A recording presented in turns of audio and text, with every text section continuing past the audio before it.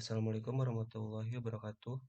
Perkenalkan, saya Faisal Farisi, NIM 119707033 dari jurusan Teknik Elektro UIN Sunan Gunung Jati, Bandung.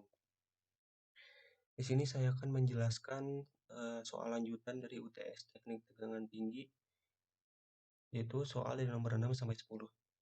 Langsung saja ke soal nomor 6. Jelaskan perbedaan rangkaian penyearah untuk membangkitkan tegangan DC. Belum lanjut ke perbedaan, apa sih penyearah itu?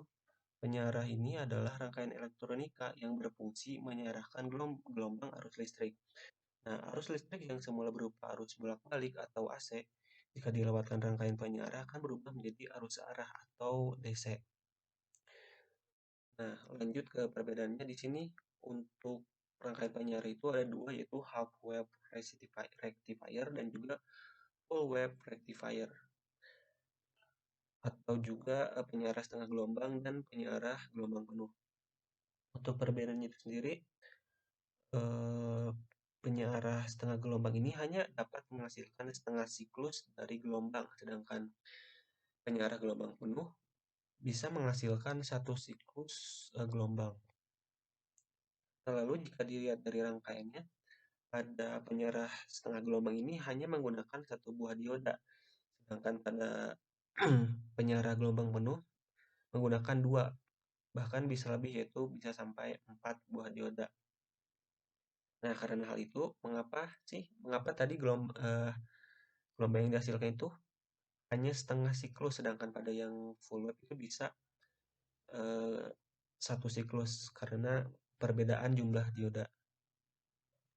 Nah, lalu output atau keluaran dari penyearah setengah gelombang ini memiliki riak atau ripple lebih besar dibanding dengan penyearah gelombang penuh.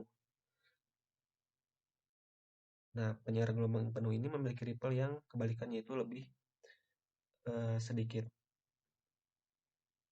Lalu penyearah setengah gelombang dianggap kurang efisien karena hanya mengambil setengah siklus saja, sehingga siklus setengahnya tidak diambil alias dibuang. Nah, hal ini menyebabkan tegangan outputnya memiliki daya yang lebih kecil. Nah, sedangkan pada full wave rectifier memiliki tegangan output yang lebih besar karena pada full wave rectifier ini mengambil satu siklus, tidak ada yang dibuang. Lalu pada penyearah gelombang penuh, penggunaan trafo ini menjadi lebih efektif karena kedua siklus setengah gelombang akan terbebani, sedangkan pada yang half wave itu kurang efektif. Lanjut ke soal nomor 7. Gambarkan rangkaian pembangkit dengan impuls dan jelaskan keuntungan dan kerugiannya. Nah, untuk terlebih dahulu, apa sih tegangan impuls itu? Tegangan impuls ini merupakan gelombang tegangan yang besarannya naik secara pesat mencapai nilai tertentu, kemudian drop menuju nilai nol. Nah, tegangan impuls ini dapat disebabkan karena beberapa hal seperti lightning atau kilat, switching, dan juga transient. Nah, di sini ada gambar rangkaian salah satu pembangkit tegangan impuls, yaitu Marx generator. Nah, Marx generator itu sendiri adalah generator listrik yang terbuat dari rangkaian kapasitor yang mengalami perubahan bentuk rangkaian secara tiba-tiba. Nah, awalnya kapasitor-kapasitor ini dihubungkan secara paralel dengan sumber tegangan listrik yang sama. Lalu hubungan dengan sumber tegangan akan diputus. Nah, potensial listrik baru akan diperoleh setelah kapasitor dihubungkan secara seri. Nah, nilai potensialnya itu mencapai beberapa kali lipat dari potensial yang dihasilkan sumber semula. Lalu untuk keuntungannya itu sendiri, untuk marginator ini, yang pertama memerlukan trafo pengisian yang tidak terlalu tinggi tegangannya. Lalu kapasitor yang membutuhkan tegangan kerja yang tidak terlalu tinggi dan jumlahnya juga tidak terlalu banyak, hanya perlu sedikit saja kapasitornya. Nah, lalu mass generator ini mampu menghasilkan potensial listrik dengan jumlah yang sangat besar dari sumber potensial listrik yang kecil. Lalu untuk kekurangannya, yang pertama kehilangan efisiensi karena arus ini mengalir melalui resistor. Nah, efisiensi rangkaian generator Max ini akan menjadi rendah.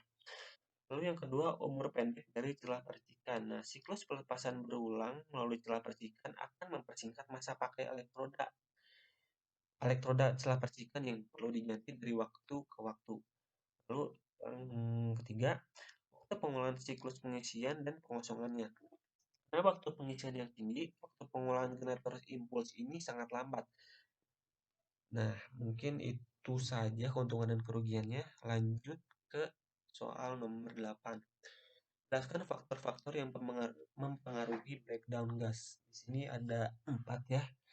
Yang pertama itu distance between electrode atau jarak antar elektrodanya. Jika jarak antara dua elektroda meningkat, tegangan tembus juga akan meningkat. Nah, ketika jarak meningkat, setiap elektron harus menempuh jarak yang lebih jauh dan karenanya waktu transit muatan untuk melintasi celah dan energi yang dibutuhkan lebih banyak. Dan karenanya tegangan tembus juga akan meningkat. Yang kedua ada shape of electrode. Nah, jika bentuk shape of electrode atau bentuk dari elektrodanya. Jika bentuk elektroda memberikan medan yang tidak seragam, tegangan tembus akan berkurang. Nah, sedangkan jika bentuk elektrodanya menimbulkan medan yang seragam atau sama, maka terjadi peningkatan nilai tegangan tembus karena ikatannya yang kuat. Lalu yang ketiga, size of electrode atau ukuran dari elektrodanya. Makin besar diameter elektroda, maka akan mengurangi jarak gap dan pada saat yang sama mengurangi intensitas medan listrik pada permukaan elektroda sehingga berpengaruh pada tegangan tembusnya. Lalu yang keempat itu ada humidity atau kelembaban. Nah, jika kelembabannya meningkat, percikan tegangan akan meningkat pula. Nah, kelembaban itu sendiri terdiri dari uap air yang bersifat elektronegatif, yaitu uap air yang memiliki afinitas terhadap elektron. Nah, dengan demikian, elektron bebas dalam celah akan terikat pada uap tersebut dan proses ionisasi akan tertunda yang pada gilirannya akan meningkatkan tegangan tembus itu sendiri atau breakdown. Lanjut ke soal nomor 9. Jelaskan 3 karakteristik dari dielektrik cair yang baik. Nah, untuk karakteristik yang pertama ini ada heat transfer atau perpindahan panas. Nah, faktor utama yang mengontrol perpindahan panas itu sendiri adalah konduktivitas termal dan viskositas. Dari hal tersebut dapat dikatakan bahwa nilai K yang lebih tinggi ini lebih disukai untuk peralatan yang cenderung beroperasi secara kontinu pada suhu tinggi. Nah, di sisi lain, nilai K yang rendah dan viskositas yang tinggi dapat menyebabkan panas berlebih atau bahkan kebakaran listrik istilahnya gitu. Lalu yang kedua, viskositas. Nah, viskositas itu sendiri adalah kekentalan atau hambatan dari suatu fluida yang mengalir. Nah, bahan isolasi di elektrik cair ini harus memiliki viskositas yang rendah agar lebih mudah bersirkulasi dan kemampuan pendinginannya juga lebih baik. Lalu yang ketiga, chemical stability atau kestabilan bahan kimianya. Nah, di elektrik cair ini harus memiliki sifat kimia yang stabil sebagai bahan isolasinya, sehingga akan mempunyai tegangan tembus yang tinggi.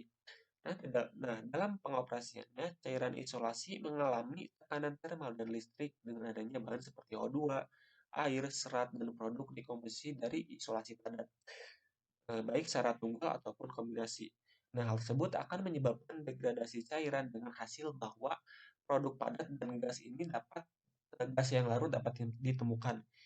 Nah, hal tersebut dapat mengakibatkan korosi, penurunan perpindahan panas, penurunan sifat listrik, peningkatan kerugian di elektrik, dan juga pelepasan butir api.